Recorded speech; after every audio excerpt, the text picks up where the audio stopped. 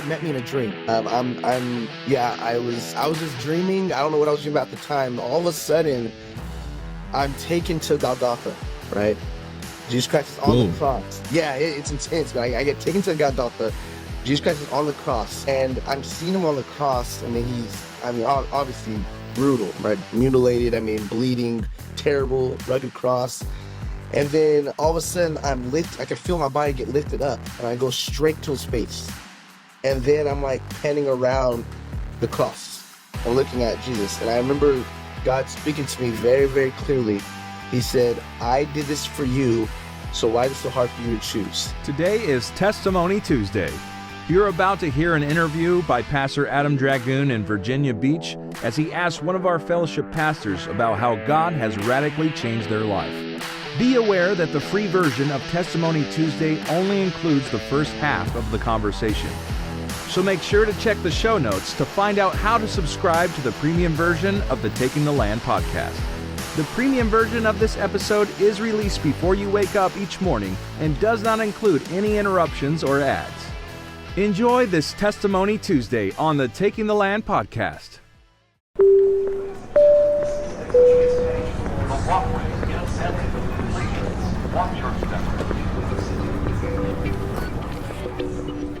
Are you in need of a passport in a hurry? Look no further. Global Passport Express is here to help. With our efficient and reliable services, we can process your passport in as quick as 7 days. That's right, just 7 days. And that's not all. We specialize in visas for many countries, including popular destinations like China, India, and so much more. Whether you're planning a family vacation, a business trip, or your next mission trip, Global Passport Express is your one-stop solution for all your passport and visa needs. So why wait? Reach out to us today at 210-375-7525 to speak with one of our friendly and knowledgeable representatives. They will guide you through the process and answer any questions you may have. You can also visit our website at www.globalpassportexpress.com for more information and to start your application online. It's quick, easy, and convenient. Mention this ad and receive 10% off any of our services.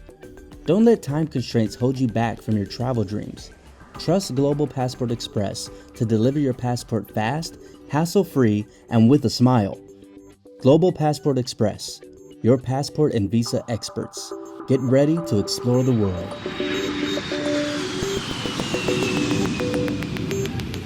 Here on Testimony Tuesday, this is Pastor Adam with you from Virginia Beach, Virginia.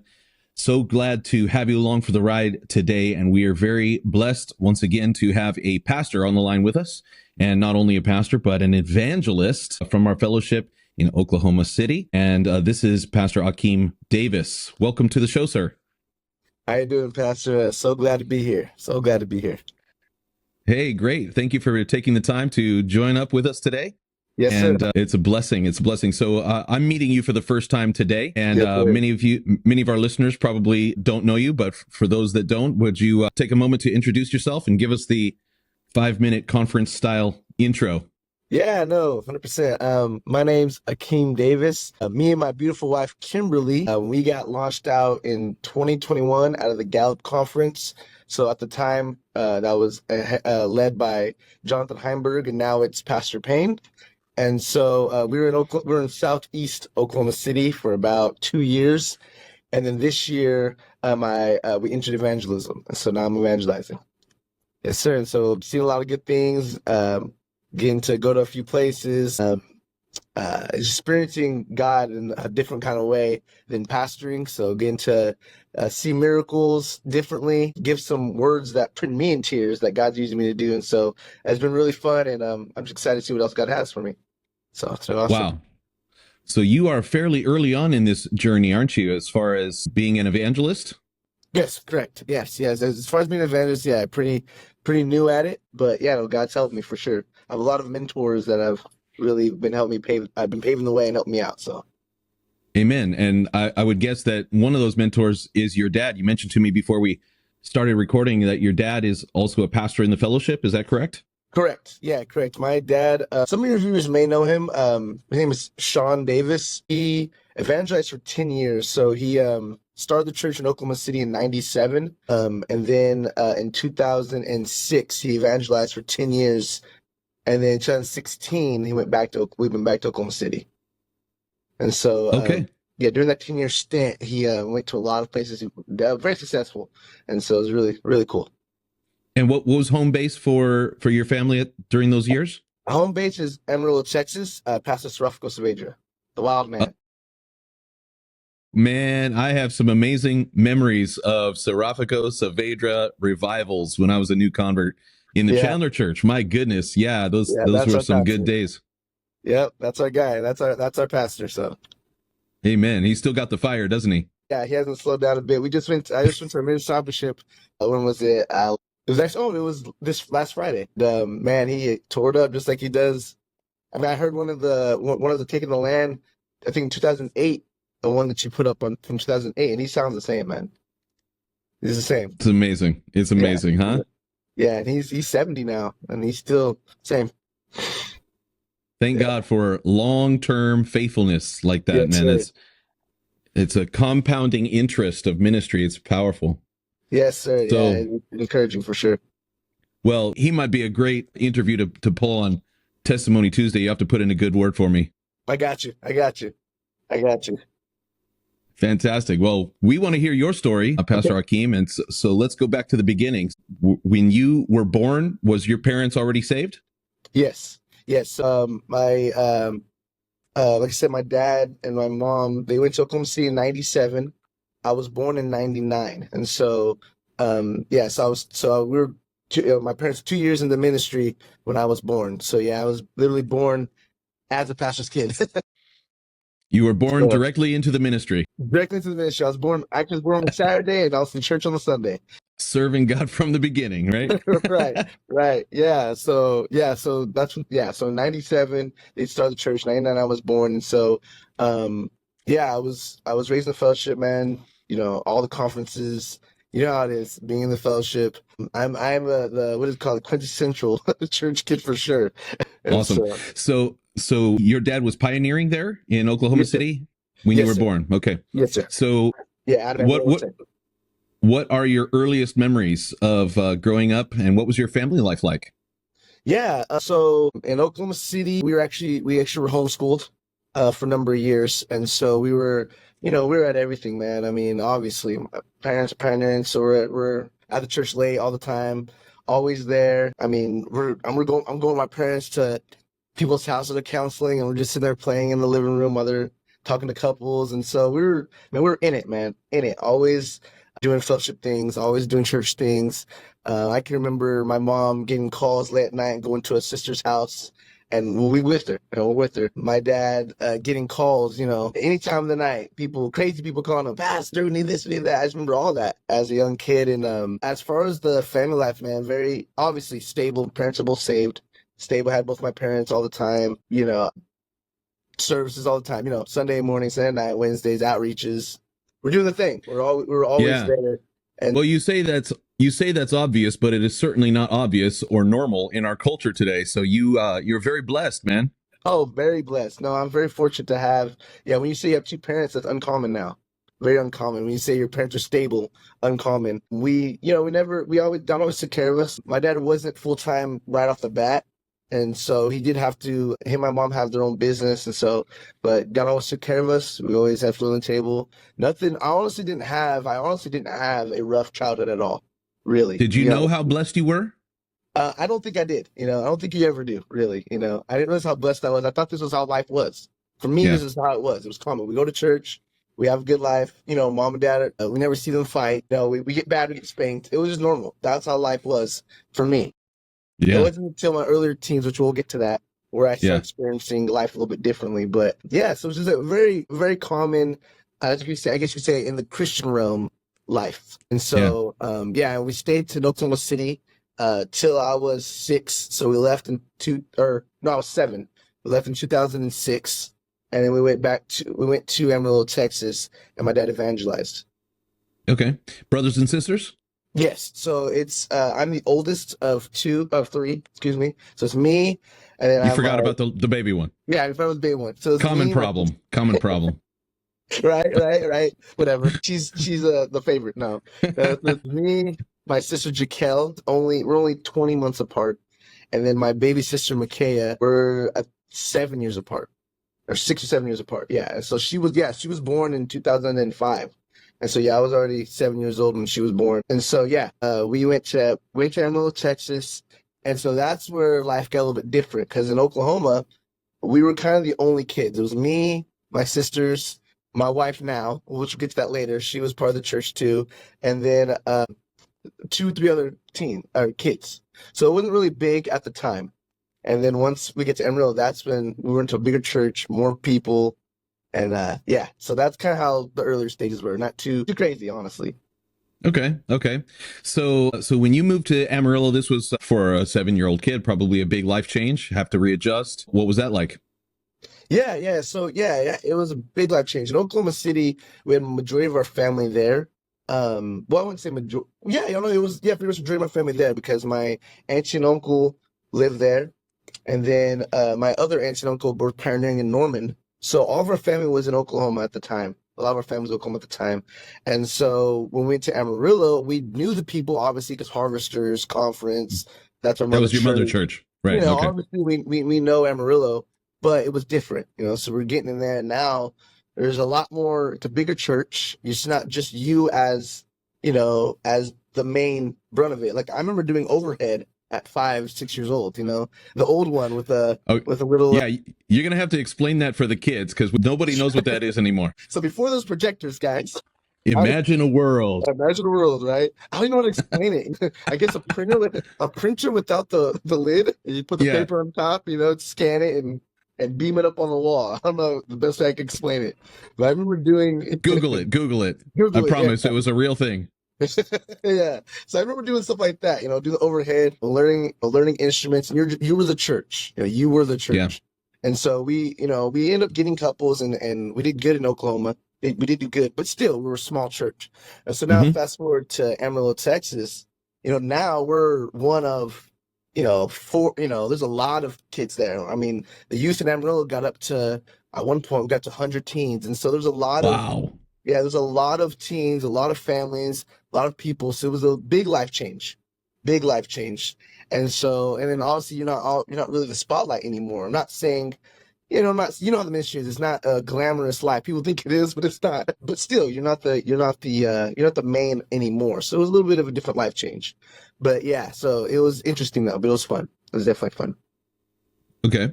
So for those who don't know or are not connected to the Amarillo wing of the fellowship, so that's Pastor Serafago Saavedra, correct? Correct.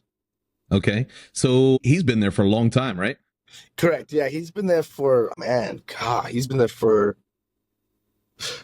and it's been, I don't know, it's been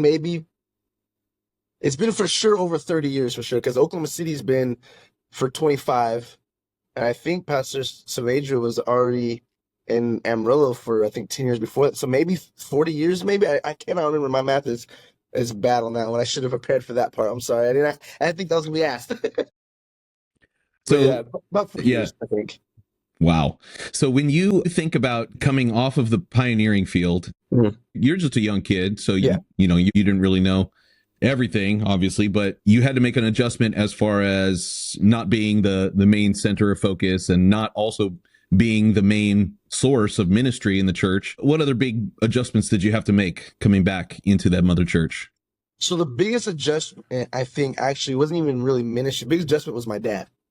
Okay. So going from seeing him all the time to now he's gone 3 weeks out of the month. Boy, That that's a was- sacrifice, isn't it? That was the biggest thing. And so, a lot of people don't realize the sacrifice that, evangelist kid, pastor kids go through. Pastor kids, you're sharing your dad with the church, but he's still home. Mhm. Evangelist kids, now you're sharing your dad with multiple churches and he's not home. Mm. And so that was a big adjustment for us as kids. When we were younger, it was a little bit easier because we were little, so we're kind of still figuring out life. It wasn't until we got a little bit older we were noticing that he wasn't here for some things. And so earlier in the fellowship, I don't know when you got saved, but earlier in the fellowship, it was very gun-ho. I mean, it was before the portion was a little bit younger, so we were just bam, bam, bam, bam, bam. You know, we're taking one for Jesus, right? I mean, my dad's gone for holidays, gone for birthdays, gone for graduations, gone for all these things. It wasn't until the closer got a little bit older, I remember when they started making announcements. You know, spend time with your family a little bit. You know, start, start having a little bit of family time. And so my dad was gone a lot, and so I Mm-hmm. remember just him missing some birthdays, missing some football games, missing some life things, missing my sister's first steps, and just missing a lot of very, very important things for us. But one thing he did was when he was home though, you know.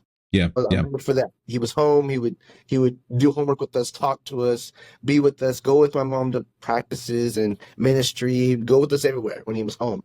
And so, but that was a big adjustment, was him being gone so much. That was rough. Mm-hmm. That was a little rough. So, and he was an evangelist, I think you told me, for 10 years. Yeah, So, 10 and years. that was like a critical time of your life between the ages of 7 and 17. Does that sound Yeah, right? oh yeah. Yeah, it was very crucial times. You know, I was, coming out of being a kid into preteen, now teenager. And so, yeah, very, very pivotal points in my life where he was gone. But like I said, my dad still made a point to still teach me, still talk to me, still call me all the time. And so my dad did really good, considering him being gone a lot. Yeah, he did very good. I'm very Okay. grateful for that. Yeah. So outside of your family dynamics, I'm curious about like your personal spiritual journey. Like, do you Yeah. remember having moments with God? Do you remember having a born again experience when you were small, or like what kind of impressions do you have on how did God speak to you as a kid growing up? Yeah, yeah, no. I didn't have, I guess I'd say I had a really, really God moment at 12 years old. And that's when I got saved, was at 12. And that's when I had a real God moment. And so, before that, I believe I said a few prayers when I was younger, maybe, 8, 9, 10 years old, because I really did believe, I knew from seeing it through my parents. I knew that Mm-hmm. it was real. My parents stayed the same in church and outside of church. I knew it was real. I knew that he was coming back. I knew all of it, right? Obviously, with church kids, we get the knowledge before we get the conversion, right? I remember there was a service, it was Wednesday night. Pastor Savager was preaching, and he was preaching a sermon called Crossroads.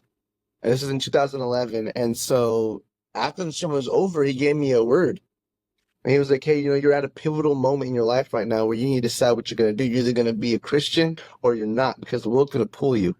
And there's a pivotal moment right now where you got to decide what you're going to do. And so at that point, I was in the church, I was doing things for God, but I also dealt with a lot with rejection. And I don't know why, because like I said, my family was always there.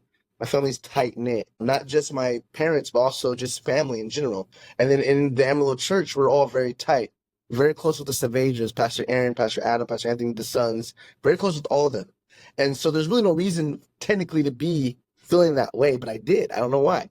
And so I was always looking outside of church, kind of, man, is there something else out there? Is there another way I can be accepted? Is this or is that? What should I do? How should I live? And so when he gave me that word, it was right on, right? You're in crossroads. So then I don't know if it was that night. I remember this next night. I'm going home. I'm going to sleep, and God met me in a dream. I was just dreaming. I don't know what I was dreaming about at the time. All of a sudden, I'm taken to Golgotha, right?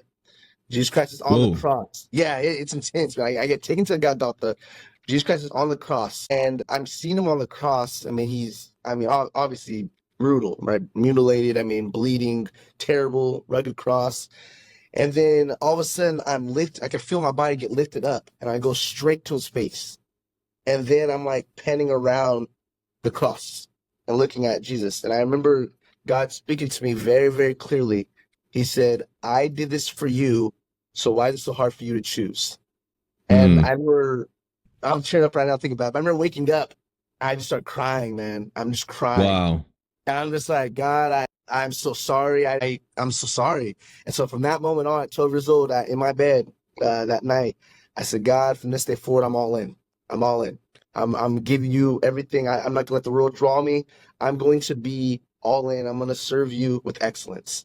And so that was my God moment, man. It was intense. Man. So Yeah. I mean that's powerful. Do you I guess what I'm curious about, were you like seeking God? Were you like praying? Maybe was somebody praying for you? Was this in response to something else, or was it just kind of out of the blue, like God came down and got your attention? I truly believe my parents were obviously, praying for me. I have my granny, my dad's mom, before she had died, she was a big prayer warrior. And so I know my family was always praying for me, but I think now that I think about it, that I think I was just caught in the normal church kid life, familiarity. I mean, this is what we do. We're church Yep. kids. And we're at every function, we know the altar calls, stand up, sit down. We know what to do and how to do it. You don't have to tell us how to run a concert. We can run a concert easily. We can do a Bible study. It's something we know all the knowledge before we're converted. And so I think it was just God getting my attention. I don't know. I think God was saving me from trying to find something else, or I don't know. I really don't know exactly how it happened or why it was such a powerful moment. Because you would think, just a simple prayer. You're in church all the time, right? But I think I really took it for granted because this was my life. I was born into this, and so God had to really say, you're gonna have to choose. And so God, man, He met me in that dream, and it was intense. Man, I remember waking up just crying, seeing Jesus so clearly. I didn't, obviously we don't know exactly how bad it was. All we have is from reading the scriptures and the closest to the Passion of the Christ, right? But I remember seeing Jesus' face and his tears and the scars and the crown of thorns so deep in his head and just blood hitting the sand and just seeing it so close. I was like close to it. And God speaking to me and saying, this is what I did. And so why is it so hard? And I was just like, I don't know. I don't know why it's so hard. Wow. Did you share this dream with anybody at the time? I didn't share it until recently. Actually, I started sharing it a little more recently after I started pastoring. I started sharing that moment, but I didn't really share it for many years. I don't know why, but I don't know. I think it was because it's such a God moment for me that I was just, I don't know. I don't know why I didn't share it. I should have. It wasn't for anybody else. It was for you. Yeah. It was so. Yeah. In our Bible reading plan, our church, we go through the Bible every year with a Bible reading plan. And so this year in our plan, it's been all Old Testament up until like the last month, right? We just jumped into the New Testament. And so, just rereading through Matthew, and I was just really struck this time, for whatever reason, reading through it, how many times it mentions that God is speaking to people through dreams. Especially the book of Matthew. I mean, it's so many of them. You've got Joseph, you've got the wise men, you've got Pilate's wife. And so I want to do a deep dive study on it, maybe some kind of a series about all the dreams of the gospel. But it's definitely a valid thing. And just recently in my own life, I had a dream that was so disturbing that it woke me from sleep. And I believe God was trying to get my attention on a certain topic. And so I've just been fascinated about that. And that is a valid way that God does speak to us and gets us really out of our normal rhythms, I think. Yeah. What would you say about that? No, I'm 100% a firm believer. I don't know how people react to it, but I do believe I'm a dreamer for sure. God's given me a few dreams that have come to pass.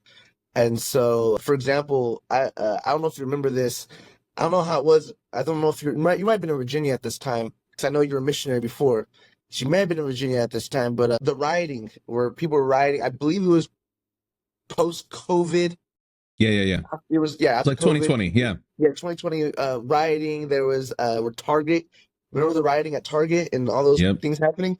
Well, years before that, I don't know when it was, I had a dream where I was in my room and this shadow grabbed me, threw me in the car.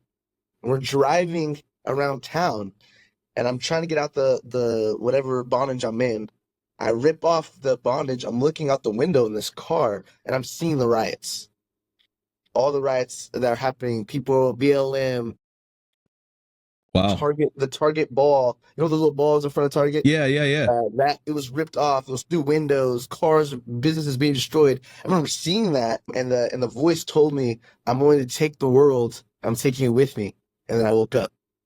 Whoa. And So then I remember like, oh man, I gotta make sure I'm right with God. But I remember seeing dreams like that, and then years later, the rioting happening, and so God revealed He revealed a lot of things to me through dreams before. And so I'm a firm believer in God speaking to us through dreams, and some of us, like me, converting us through dreams. Yeah, that's interesting. Yeah, usually my dreams are just a bunch of nonsense, but I have had particular times, where I believe it was from God, and so I'm just fascinated by that, and not just having the dream, but being able to understand it. Like in Joseph, Right. in Genesis, Joseph being an interpreter of dreams. I think that's I mean, we don't put all of our stock into it, obviously, but sometimes we just had bad pizza the night before. But For real, no, for real. Yeah, sometimes it's nuts, but sometimes God does reveal things to us. Yeah. for sure, Yeah. that's interesting. Yeah, I've So had a this lot of dream, dreams. Yeah. so this particular dream, this vision of Christ on the cross, it really shook you, and so you woke up the next morning ready to serve Jesus. Yeah, man, it was I woke up, yeah, and my parents have always taught us excellence and always taught us determination and do things for God, regardless of how you feel, right? I mean, unless you're contagious, you're going to church sick. You're going to church with a headache. You're going to church, it Yeah, doesn't matter. yeah. You're going to outreach with a cast on. We didn't care. We were always gun ho all the time, all in. And so after that dream, and I was like, you know what? I'm not turning back, man. I'm not turning back. I'm going all in for God, and I don't care what people say. I don't care what people do. I'm gonna go in. Now I'm not saying I didn't struggle, but still, I, Hmm. I went all in. I went all in after that dream. It was so real, man. I heard God's voice so clear. First time I heard him that clear ever, and it was powerful, man. Never forgot it. Powerful. Wow. Well, that's a great gift that God gave to you. What I'm thinking about, though, Pastor Akeem, is that there's kids that go to churches, not just in our fellowship, but all around the world, really, Right. in Christian churches that are unconverted, Yeah. and starting from young ages, 4, 5, 6 years old, even all the way up through the teen years, and not all of them get a vision or a dream like that. But that still doesn't mean that they can't get saved. And Right. I guess for the parent or for the teen that might be listening to your testimony this morning, what would you say to them? They're going through the same routines, the schedules, the services. Sometimes parents have to twist their arm to get them Right. into church, and there can be resentment there, disagree perhaps in their hearts, and maybe even become bitter at Right. parents and pastors and even at God. I guess what would you say to them in that moment? Like, what would you say to yourself before that dream happened? Right. I would say to myself before the dream happened to really, really ask why. Why are we here? Why do we come to church? Why are we so dedicated? What makes God so real? What makes this so pivotal that we have to do it? The one thing that we never do is we just go with it. We get mad at our parents. We get mad at the pastor. We get mad. We don't, and we just get mad. Like, well, I guess this is how life is. They never let me do this. Never let that. Well, how about you ask why they don't let you do these things? Why do they bring you here? And so I really would say to those who are listening, man, is find out God for yourself. Find out why it's real. Find out what makes it real, and go with that. Because, like I said, a lot of times we go off of what we see and never ask any questions. We just, I guess, this is how life is. This is how life has to be. I guess this is how it is. We're in the calendar. We're in the schedule. But no, ask your parents. How does God make himself real to you? What did he do to you that could be for me? Why do you serve God? Because if you ask your parents and you ask your pastor or your parents why, and they tell you what, then you'll see, oh, it has to be real. If I would have known my dad's testimony, then like I know it now, I'm like, man, why shouldn't I serve God? You know? I would say ask questions and really find God for yourself. Ask questions and ask why would we do? Because we get so stuck in the familiarity of things that is so common to us. Go out and ask. Ask brother and sister, hey, how's God real to you? What did God do to you? Why are you here? Why do you come? There has to be a reason. There's the whole brainwash thing that doesn't work for me. Hmm. You got brainwashed. No, ask him why. Ask him Hmm. why. That's what I would say. I don't know if that answered your question or anything. Oh, that's an amazing advice is to ask, because if you don't ask, then you're just assuming you know all the answers, and Exactly. And that's a spirit of pride. yeah, and that's honestly that is most church kids, fellowship or not, is because we know everything, we don't ask, or we think we know Hmm. everything, we don't ask. Oh, we know the Yeah, Bible, we know Sunday school, we know all the scriptures, we know pastor's gonna do an altar call. Why does he do altar calls? Why does he bring up the scriptures? Why? Ask, and yeah, that really will reveal to you why you should. yeah. And that can be slightly embarrassing to go and ask Yeah, a question like that. But yeah, for sure. what I would say is, as a pastor, if some 13-year-old came up and started asking me questions, that would be exciting to me. Like, I Yeah, would make time for that person. I would say, let's go out to eat. I'll buy you a cheeseburger. Ask me every Yeah. question you want to. You know what I'm saying? Like that. Yeah. That would be inspiring to have somebody asking those questions. So don't think that there's not a place for your question in the church. It's really powerful. 100%. That's mainly my generation, anyways.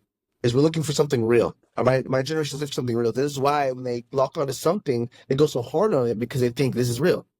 This is why, the LGBT community, BLM community, all these things, these young kids are getting involved in politics, is because they're looking for something real, looking for unity, and they're looking for people to give them a reason or answer why.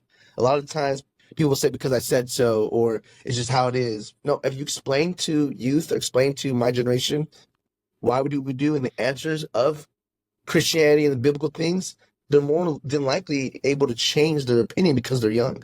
Once you get older, you get kind of set in your ways. When you're younger, or from youth, I mean, even till now, I'm 25, but even now still, even though I'm out of the, I guess you could say, teen stage, I'm still at the age where I'm still wanting answers. That never changes. Absolutely. I don't think it really changes until you get to a certain age where you're finally like, I think I got life, I don't know, man, you're older than me, I don't know what you say about that, but I feel like we're always asking questions, especially my generation.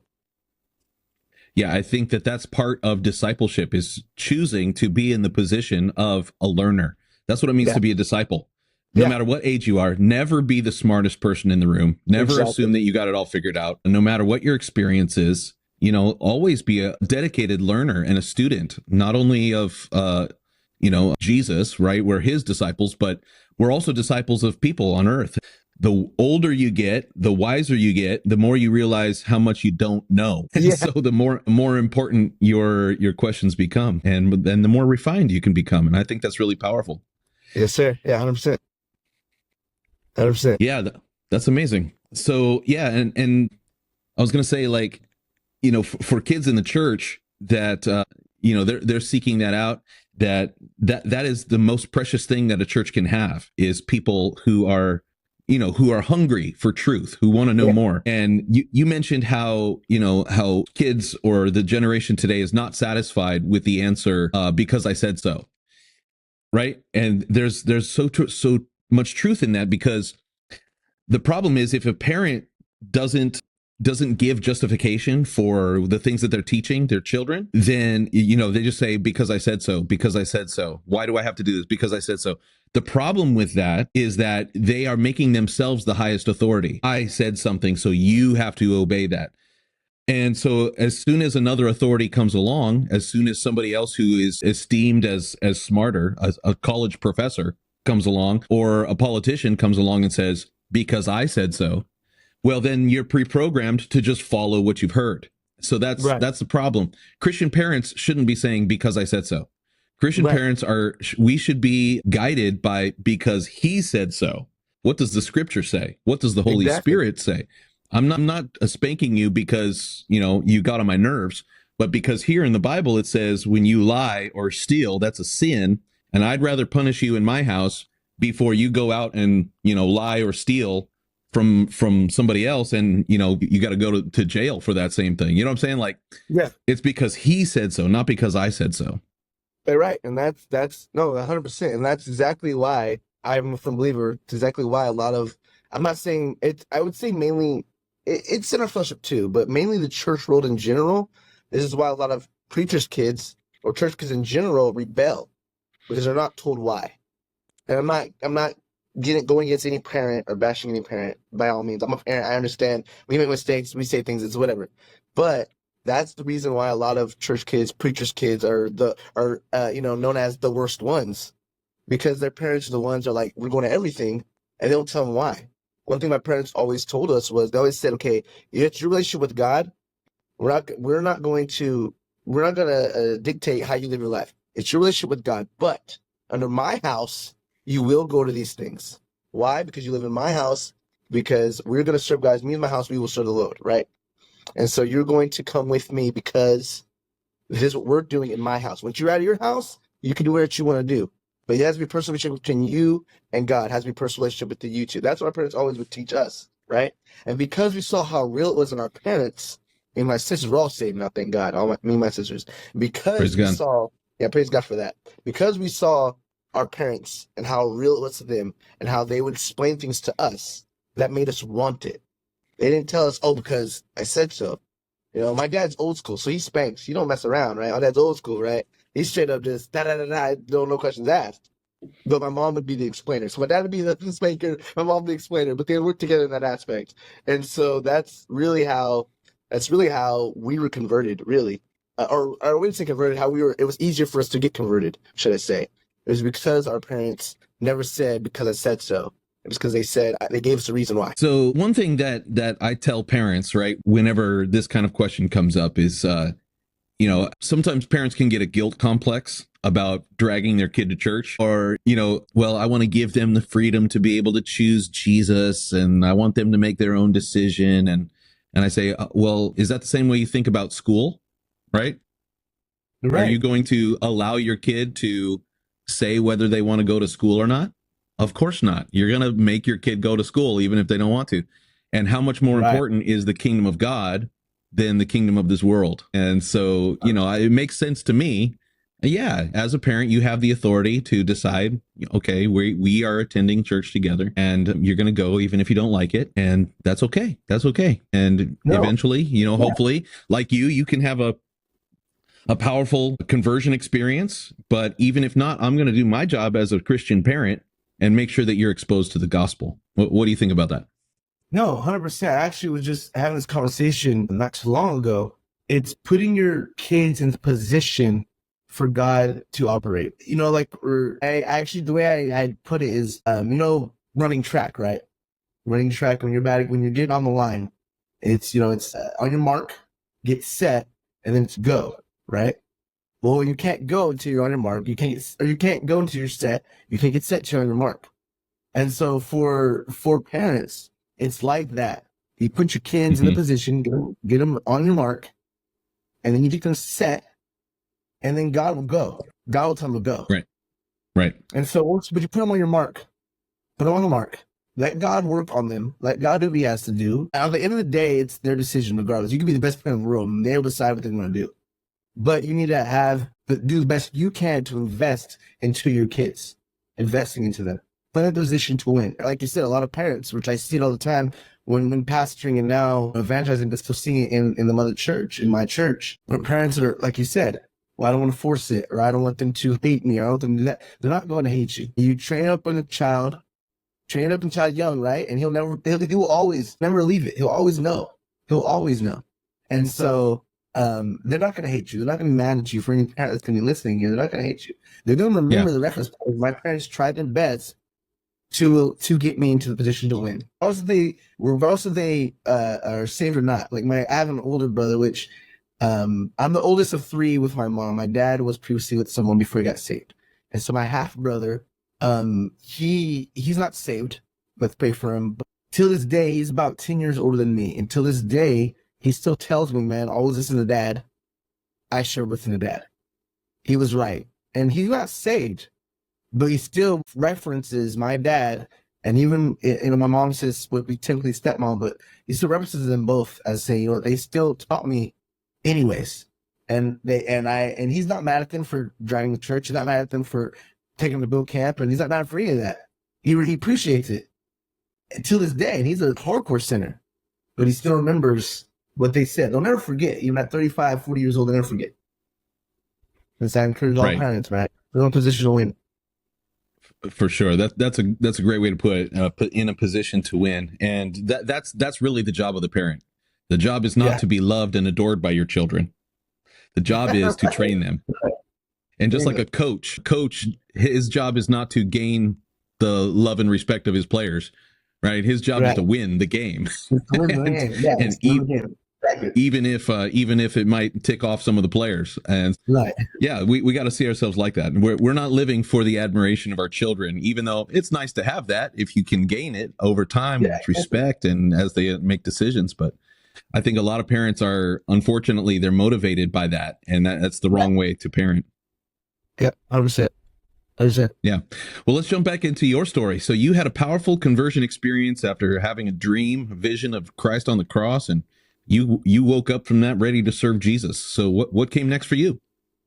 Yeah, so I was already in some ministries prior to that, but after that experience, I was like, you know what, I need to go to the next step. I need to do more, right? Do more for God. And so, like I said, our family's very like that. We do everything we can. The movers and shakers, right? That's how we are.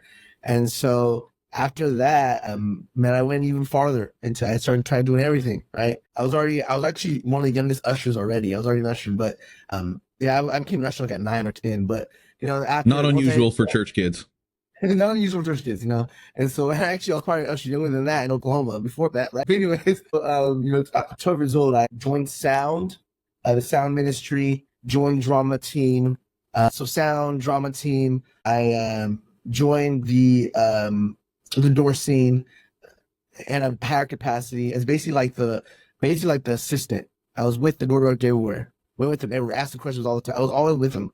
Setting up concerts, setting up Healing Crusades, setting up client houses. I was just in it, man. I was always at the church late at night. It didn't matter how late it was. I was there. My parents, the one thing I appreciate with my parents, they never, some parents would say, you're glad you're not going to church, or you can't be staying at the church too late. No, my parents were like, oh, you're at the church? That's fine. He could be at a party. Go ahead and stay at the church. So I was always there. I remember I don't know if you know him. You may know him, but Adrian Farley, Evangelist Adrian Farley, when he was the door director at Amarillo, man, I was always by his side, man. We did everything, setting up college steps. So I was always there, learning all this stuff. And then I started getting disciples very young. I didn't get officially, when we do the conversation with Pastor, the official. I didn't do that yet, but Pastor Lofko went ahead and put me under his wing and started sounding very young and started teaching me things very young at that age. At 12 years old, I started learning how to be more of a man. And like I said, my dad was gone too. So learning from my dad, but also a lot of those in church were helping me and teaching me how to be a man, learning how to talk to people, learning how to be in ministries.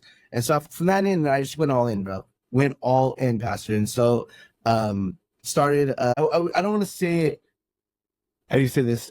Basically kind of leading the youth in a sense, and started like, hey man, let's just do this for God. I remember Pastor Srofko would little things that I didn't know he was doing till now, but back then he'd sit behind me every service and he would always say, hey, he'd call me Akeem. That was his nickname for me, Akeem. Hey, Akeem. Yes, sir. He's like, say amen. All right, when the little times he did preach. All right, and he'd be like, so I'd be like, amen. And so he'd be like, hey, you'll say, come on. So he would always do that to me. And I didn't realize what I was doing. I'm just like, okay, Pastor, just doing the challenge, the Pastor. But what he was still into me was being zealous. He was being radical, being outside of the box, and not being quiet, not being reserved, be out there, be open. And so that's what he was instilling into me at a young age. And then Pastor Aaron Saavedra, which I know you guys know him, he when he was evangelizing as well, same time as my dad, they were evangelizing at the same time. When he was home, the rare times he was home, he would tell me, hey, sit in the front. So, okay, so I'd sit in the front. And then when I sat in the front, all the teams would sit in the front. And so I was being taught to be a leader, to be the forerunner, to be out of the box. And so that really started formulating my mindset. And okay, I need to be all in. I need to be the leader. I need to be someone that people can look at and say, okay, it's real. And so I would do that. Slowly, I would just sit in the front, and they would sit in the front, start saying amen, taking notes. And so then everybody started taking notes and just started doing things as a leader. And Pastor Srofko and a lot of the evangelists would always be, instilling that into me. My dad, still over the phone, or when he's home, he would still be, you'd get right from mix of it as well when Dad was home. And so that was kind of after that conversion, man, I went all in. I was in the office with Pastor with all the guys. I wanted to be with the adults. I didn't have fun being a kid. I did go out and play football or do stuff as a kid, but I really craved being an adult already, man. I really wanted to be in the next level. I was tired of the childish things already at a young age. People say I have an old soul, and I don't know where that came from, but I could really childish things early. I was only 12 years old. I actually got to a point where Pastor Lofko actually kicked me out of ministry and told me to be a kid. It was that bad, where I was always there, and he actually had to take me out. I said, Akeem, you need to be a kid and enjoy your teen years, or you'll regret it. And now I don't really regret it as far as, like, I'm happy I'm like that, but I do sometimes, I kind of think sometimes, man, I do wish I would have did a little more kid things, because now that I'm, I pastor, I'm evangelist, I'm still in the life, and I'm like, dang, I didn't have enough time to be that. So I knew what he was doing, but I didn't last very long, man. I was back in the office like a month later crying to him, we'll be back in ministry. And so, but I remember, man, just being all in, man. Just being all in. I didn't want to be home. I never want to be home. I always want to be at the church. I always want to be at every ministry, every Bible study. I didn't care, man. I was there. It was like hearing stories of those radical Christians that got saved from the world. It was like that. That's how I felt. It was like, even though I was in the church, I felt like, man, there's no other better way to do this life. So I'm going all in. And so I remember I was talking like, man, you need to be a kid, get out. So I got back in though. Because I just remember things like that, where I was just really, really wanting to be all in after that experience. Wow. Well, you remind me of the story of Samuel, when Hannah had this boy and dropped him off at the temple, and, he basically just lived there. I mean, she gave him up to the will of God, and that sounds similar to your story. And that's amazing. And I love it. I love to hear that young people are going all in for Jesus. And it's interesting that you mentioned about Pastor Saavedra asking you to step down for a time to, he probably was recognizing that there was something out of balance there. And maybe looking back on that, you can see that as well. Oh, yeah. And because it's exciting to see somebody taking on all that responsibility, but at that age, you might not be able to handle that kind of pressure of being a leader, of pursuing holiness and all of those things. And I guess, do you ever remember having trouble handling that pressure? Yeah, for sure. I remember at a time where it was getting a little overwhelming, doing a lot of things, or being dependent on at 12, 13, 14 years old to be at the church at a certain time. I don't have a car, but I'm getting a ride there. I'm, and actually having brothers call me, okay, bro, meet you at this time. Like, actually, I remember a point my mom was like, she's like, son, you're getting called like as if you're an adult. You're getting calls and asking, and people asking you questions as if you're an adult, as if you're a leader of all these things. And essentially I kind of was, I was always, that's how dedicated I was. And so I know the pressure of having to be at everything, having to be dependent on, but like I said, man, I loved it so much. I wanted it so much, and that's just how my personality is. But like you said, Pastor Suede was teaching me balance, because even to this day, I'm still learning balance. Thank God for my wife, which we'll get to that. I know we'll get to that later, but my wife, she balances me out very well, because I'm a perfectionist and a person of excellence. And so I'm always wanting to it doesn't matter how I feel. I can be sick, I can be hurting, it doesn't matter. I'm wanting to do whatever I can do for other people and for God. And so I've always been like that. And so I really believe that Pastor Rufko was like, you know what, man, it's going to catch up to you. You need to slow down. And it did. Yeah, it was some times when I felt like, man, I kind of just want to relax, but then part of me was like, nah, I can't, and I'd go back into it again. So, but yeah, Pastor Sergio was definitely showing me balance for sure. Yeah, for sure. The classic trap of the perfectionist. This is very common among firstborns. Is that we can tend to be. I'm also one, so I know this well. Is that we tend to be the people pleasers, but yes, that's me. It can be very helpful, because you can take that people pleasing attitude and you can apply it to the kingdom, and you can say, I just want to please God. I just want to do whatever I can. And you run 100 miles an hour and you get down the road and realize, oh, I forgot I have a family. I forgot I have schoolwork to do. You know what I'm saying? And that's me. That is me, man. 100%. Man. And so there are strengths and weaknesses to this personality, but yeah, it's about learning balance, and I think that one of the challenges, I'm speaking from my own personal experience now, the challenge is when I'm going all in for Jesus, that fulfills me spiritually. But me too. Yes. Right? Like, I feel good, like arranging chairs in the church, just doing something feels good. I like to give my time and my energy. Like, one of the best experiences for me is when we go for a whole Saturday. You wake up early on Saturday morning, you go do an impact team, you get back in the afternoon, and then you got a concert that night. And it's like, I just spent 15 hours doing nothing but serving Jesus. Like, that is invigorating and energizing to me. Exactly. That's exactly how I feel, man. Exactly. And so, but what I've learned along the way is that, as good as that is, I can't do everything. Everything. And so, and that's not everybody's personality either. And so somewhere along the way, I've got to have a priority of taking the time to show, not just to go arrange the chairs, Right. but to take somebody with me and to instill in them. This is what discipleship is about. This is why I'm arranging the chairs at 10 p.m. before Sunday morning service.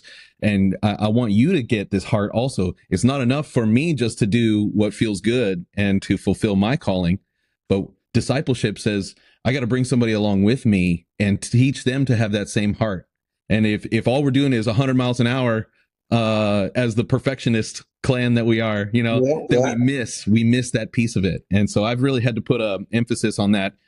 Is even when it's hard for me to slow down and stop so I can focus on somebody else rather than doing what feels good, fulfilling my calling. Does that make sense? No, 100%. That's which I don't know when you want to do that. That's really part of my discipleship journey into being a preacher. That's a lot I had to deal with, and still learning, obviously. But that was a big thing for me, was slowing down and actually, you can't do everything, and still into other people, and also learning to love people that are not like you.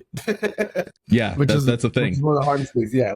So, okay, well, let's hear about how you began to mature in your faith. So you're the 100-mile-an-hour perfectionist disciple, like I was, and so I understand that well. So how did, as you were maturing as a disciple, growing a little bit as a teenager, and taking on some responsibilities, like what were some things that God taught you along the way in your discipleship? Yes, I would say so. Hi, I'm Mike Ashcraft, pastor currently in Van Nuys, California. Pastor, man of God, your wife left everything to follow you in your dream. Are you going to leave her with nothing? The Bible says, he who doesn't provide for his own is worse than an unbeliever and has denied the faith. As men of God, we're ready to stand before God due to tragedy at any moment's notice. But what about our families? What happens to them if we were to die? There's an easy financial solution so that they don't have to go through poverty or destitution. Call me today, 310-403-6471. That's 310-403-6471. Which I'm gonna have to skip a few years. So at 17, at 17 is when we were coming back to Oklahoma City, right? 17, yeah, 56. Yeah, so after the 10 years was over, we did an emergency takeover. We had to go back to Oklahoma City for emergency takeover. And so I remember before we left, I was 17 years old, and my dad comes up to me one day and he's like, hey, if we were ever to go back to Oklahoma City, would you be willing to go? And I was like, I kind of have it made right now. At the time I was dating a girl. I was getting disciples. I was dating a girl. I was getting disciples. I was, like I said, 100 miles per hour, doing everything. I had everything made, right? Life was good in Amarillo, right? The church was booming. We were doing very well. My dad calls me and says, hey, would you do that? And I was, you know what, Dad, if that's what God wants, then I'll do it. But, I really don't want to go nowhere. So then a couple of days later, my dad's like, hey, we're going back to Oklahoma. Some things went down, emergency takeover. We got to go take it back. And you go with us. I was like, let's just, all right, that's what God wants, we'll go. So we ended up going. Well, we're there. We're about a few months in, and we're doing an outreach for our baby churches. And I'm sitting there, and we're sitting there at the baby church, and my dad's like, so, if you want to, you can stay with your grandma in Texas and just drive to Amarillo. My grandma lives in a little small town, like about an hour from Amarillo. You can stay there, just drive to Amarillo, and you can take care of her as you're getting older. You take care of her. If you want to stay, it's up to you. My dad was teaching me something at the moment to hear God, right? Not to go off of what we want to do. So he was teaching me something. I didn't know at the time he was teaching me something. And so I was there, and I'm thinking about it, and I'm praying. And I really do want to go back to Texas. I want to stay. And I remember God telling me, no, you need to stay here. I was wondering why. I didn't like it. I didn't want to. And I remember in Amarillo the night before we left. I'm sorry, I'm going back. But I remember the night before we left. It's nice in Amarillo, 67 degrees, right? No humidity, super nice. And then we go to Oklahoma, The next night, it's 87 degrees, 100% humidity. I'm like, God, why'd you send me to the forsaken place? This stupid place. Even though I was born here, this stupid humidity, I'm all mad, right? I didn't want to go back. I really did not want to go back. And so we're here in Oklahoma City. I'm going to get to the lesson. I'm sorry, but we're here in Oklahoma City, and we're going from a powerhouse church with 100 and whatever people. I mean, we're launching churches. We're on fire. I'm on fire. Things going good. And then we come to our old church that now is not the same as it used to be. It's dead. People are hurt from violation of the previous pastor. No one's involved. Nothing's really going right. The church looks terrible. I mean, and so I'm here, and I'm like, God, why am I back here? These people don't want to do nothing. They don't want to get involved. It's dead. No one's perfect. No one's all in. They can't even do a drama. And the song service is trash. I'm not liking this. And so years down the line, the lesson I realized was that God had to take everything from me to teach me something. I lost everything, right? So I end up breaking up with my girlfriend. I end up restarting in discipleship, basically. I'm also lost all my ministries, right? So everything's gone. I'm in this church. I'm restarting, right? Yes, I know some people, but it's not the same. This is what 10 years since I've been here, and so we're here. And I'm looking, and I'm just like, God, why? So we end up, we're there doing a thing, where my dad's just preaching milk at this point, no meat, milk. We love you guys. God is good. Things are gonna get better. And he's preaching milk. We're slowly working on the church. He's loving people. We're not doing too many things. We're doing a little bit of outreach, but not too much. Just really trying to do fellowship. And just trying to win the church back together, trying to get the church healed. They're all kind of jacked up. And then when God starts dealing with my heart, I start, getting back into the groove of things, start joining ministries. And so, start really helping out the teams there. So then one night we were there, and this is a few years later, or a year or two later, I think a year or two later we're there. And the teens are in ministry now. Parents are happier. Things are going better. And I'm sitting there, and God speaks to me and says, this is why you came back, was to inspire the youth. This is why I brought you back. And I remember feeling so emotional and saying, God, I had an attitude. I was so mad and so thinking about myself that you were using me to help others. And then God also get to show me too was that I needed to love people, right? I loved people when I didn't love people like I thought I loved people. Right. And being perfectionist, being a gun hope, or a person who goes all in, and you see people not getting that, you kind of look at them a certain way. Right. And so I'm there and I'm seeing people not getting involved, people not doing these things. I'm getting angry at them. I'm not being patient. Right. I'm saying these people are lazy. These men don't want to rise up. These ladies are rude. I'm all mad. These people are just hurt. And I didn't see that because I was so arrogant. Right. I didn't realize I was arrogant because arrogant people, they don't ask questions. They don't want to be discipled. They don't want to learn, right? But I wanted to ask questions. I wanted to be discipled, and I wanted to learn. I remember kind of real quick, going back to the early disciple. I remember Pastor Sergio we're in the office, and I remember he gave us a lesson. And then I said, man, you learn something new every day. And he said, well, what did you learn? And I didn't really know what I learned. And then he told me, he said, Akeem. Gotcha. Gotcha. He said, Akeem, and for all you guys, he's like, it's okay not to know everything. It's okay to ask questions. And so from there, I always asked questions. I was always wanting to learn. I was always with the guys and learning to learn and humble myself that way. But my arrogance wasn't with that. My arrogance was with others that weren't doing what I did. One thing that Pastor Aaron told me and told my mom, because me and my mom are the same. Pastor Aaron's the same too. Perfectionist, excellence, we're all the same. And he was telling us, he said, one thing is that you can't teach people vision or passion, right? You can teach them vision. You can show them vision. You can preach on vision. You cannot teach people passion. That's something that God has to give them. And the thing about perfectionists and, excellence, a person who goes crazy is you're like, you guys should just get this. You guys should just get this. It should just be there, right? But it has to be a God moment for them. You can't just push passion on people. You can't. They have to get that from God themselves. And that's something I didn't know. And I didn't realize that until God had to take it all the way. So fast forward to now, back to Oklahoma. I'm there. Now I'm learning to love people, to be patient with people, to love them where they're at.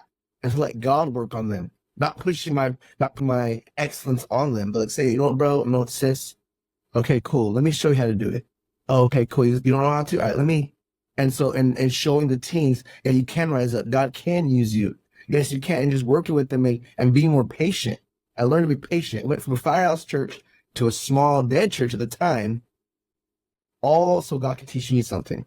And so then I'm getting to learn how to love people, learn how to be better with people, learn how to, and it all worked out, it all went into, later on pastoring and evangelizing, but learning how to love people. And that was my biggest discipleship lesson, was that my arrogance clouded me from loving people. I thought I loved people because my dad loves people. I've always been around people, so I thought I loved people. I did, apparently. Not until I got to Oklahoma and realized, wow, this is what it means to slow down. This is what it means to love people. This is what it means to show them, instead of doing everything on my own and getting mad if they don't help me. How about slowing down, showing them how to do, like what you said, show them how to do it, and learning with them. And I'm learning to love, and they're learning to be involved. And so that was one of my biggest lessons as a disciple, was learning to simply just love people, because I was so arrogant in that aspect. What a powerful lesson to have at an early age. Some pastors don't learn this until 20 years down the road. Yeah, I'm definitely fortunate. And I've often thought about what a gift it is for somebody to experience a pioneer church, because like my background was, I got saved in the Chandler church.